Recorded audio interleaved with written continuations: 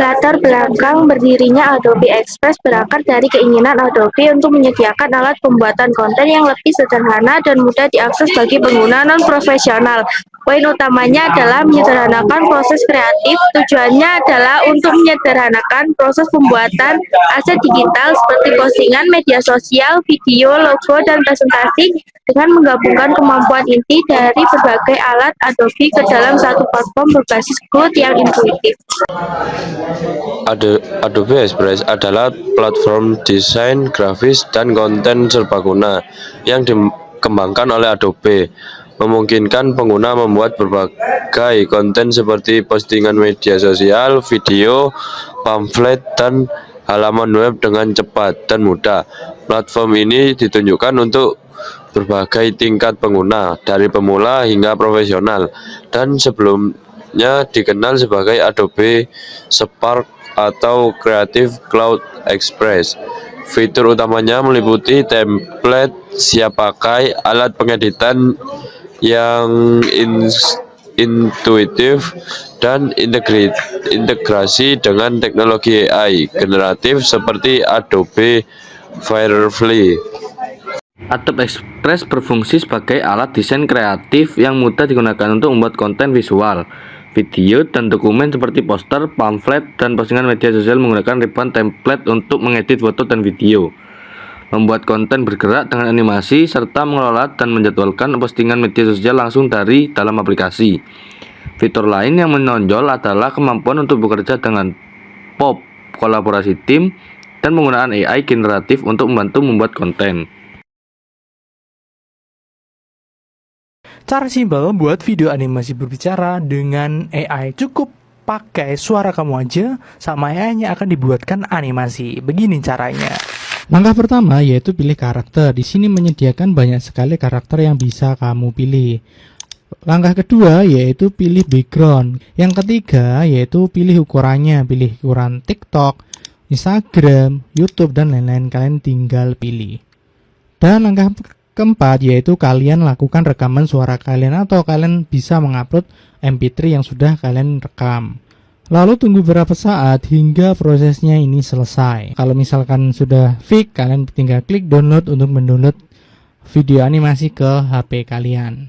Oh iya, untuk AI ini yaitu namanya adalah Adobe Animate from Audio. Assalamualaikum warahmatullahi wabarakatuh. Perkenalkan, nama saya Prima Agung Maulana dari kelas 12/9 absen 29. Di sini saya akan menjelaskan tentang e-learning dan pendidikan digital.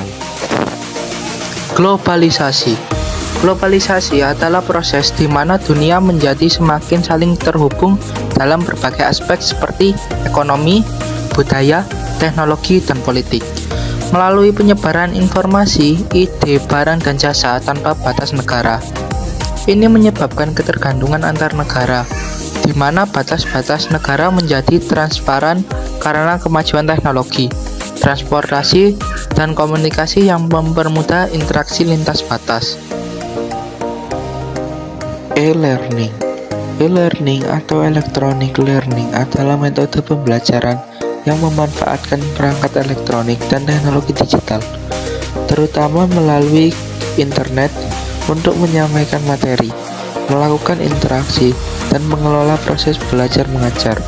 Sistem ini memungkinkan fleksibilitas waktu dan lokasi, menjangkau peserta titik di mana saja asalkan terhubung internet, serta menyampaikan materi pembelajaran dalam berbagai format seperti teks, video, dan audio. Yang selanjutnya ada pendidikan digital. Pendidikan digital adalah pendekatan pembelajaran yang menggunakan teknologi dan perangkat digital seperti komputer, internet, dan aplikasi untuk meningkatkan pengalaman belajar dan memfasilitasi proses pengajaran. Pendidikan ini bertujuan membuat pembelajaran lebih efektif, menarik, fleksibel, dan personal melalui akses ke sumber daya yang luas, kolaborasi global, serta pengembangan keterampilan teknologi yang relevan untuk dunia kerja masa depan. Untuk dampak positifnya sendiri adalah fleksibilitas pembelajaran yang memungkinkan siswa belajar kapan dan di mana saja, serta efisiensi waktu dalam hal dan biaya. Yang selanjutnya ada dampak negatif. Yang pertama, kurang memahami pelajaran dengan baik. Keterbatasan interaksi saat belajar secara online bisa membuat anak kesulitan untuk memahami penjelasan yang diberikan oleh guru. Ditambah lagi bila anak sungkan atau ragu untuk bertanya. Yang kedua, lebih malas dan tergantung pada orang tua. Menghabiskan lebih banyak waktu dengan orang tua memang penting, namun hal ini juga membuat anak menjadi lebih malas, kurang belajar untuk mandiri dan tergantung pada orang tua. Penyelesaian masalah. Penyelesaian masalah e-learning dan pendidikan digital mencakup peningkatan akses infrastruktur teknologi, pelatihan literasi digital bagi pendidik dan siswa, penggunaan platform yang interaktif dan beragam, pengelolaan waktu dan disiplin diri, pembelajaran kolaboratif, serta pemeliharaan interaksi sosial untuk mengatasi hambatan seperti kesenjangan akses, isolasi, dan kesulitan adaptasi dengan teknologi baru. Dan yang terakhir ada penerapan e-learning di Indonesia. Penerapan e-learning di Indonesia menunjukkan kemajuan signifikan, terutama sejak pandemi. Namun masih menghadapi tantangan besar seperti kesenjangan akses internet, ketersediaan perangkat teknologi, kesiapan guru, dan motivasi belajar siswa. Model pembelajaran gabungan atau blended learning dinilai paling efektif.